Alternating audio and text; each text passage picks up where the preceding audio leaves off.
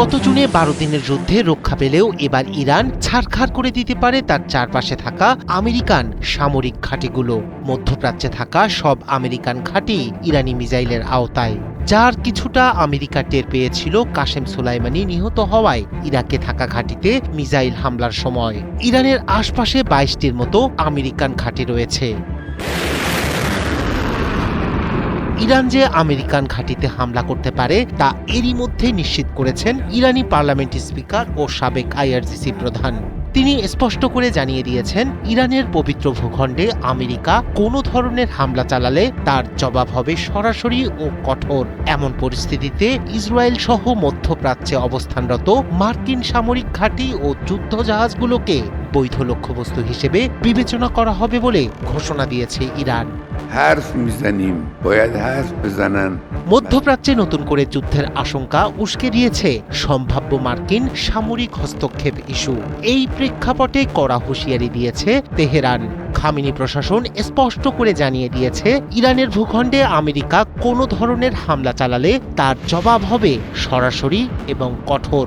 ইরানি নেতৃত্বের মতে এমন পরিস্থিতিতে শুধু ইসরায়েল নয়, ইরানের বৈধ লক্ষ্যবস্তুতে পরিণত হবে মধ্যপ্রাচ্যে অবস্থানরত আমেরিকার সাজানো সামরিক ঘাঁটি ও যুদ্ধজাহাজ। আরও কঠোর ভাষায় ট্রাম্প প্রশাসনকে সতর্ক করেন ইরানের পার্লামেন্টের স্পিকার ও সাবেক রেভলিউশনারি গার্ড কমান্ডার মোহাম্মদ বাকের গালিবাফ। ইরানে হামলা হলে দখলকৃত ভূখণ্ড ইসরায়েল এবং মধ্যপ্রাচ্যে মার্কিন সব সামরিক ঘাঁটি ও যুদ্ধজাহাজ গুঁড়িয়ে দেওয়ার হুঙ্কার দেন তিনি। বিশ্লেষকরা বলছেন, এই উত্তেজনার মধ্যে মার্কিন বাহিনী ইরানের মাটিতে পা বাড়ালে বড় ঝুঁকিতে পড়বে আমেরিকান সামরিক উপস্থিতি। মধ্যপ্রাচ্যে আমেরিকার বড় সামরিক ঘাঁটির মধ্যে রয়েছে কাতারের আল উদেইদ এয়ারবেজ, বাহরাইনে নৌবাহিনীর পঞ্চম বহর, কুয়েত, সংযুক্ত আরব আমিরাত ও ইরাকে একাধিক ঘাঁটি। এছাড়া পারস্য উপসাগর ও লোহিত সাগরে মোতায়েন রয়েছে একাধিক মার্কিন যুদ্ধজাহাজ।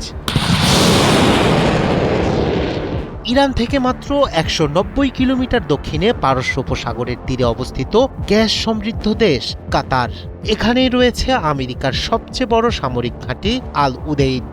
দোহার বাহিরে মরুভূমিতে অবস্থিত এই ঘাঁটিতে প্রায় ১০,০০০ মার্কিন সৈন্য অবস্থান করে।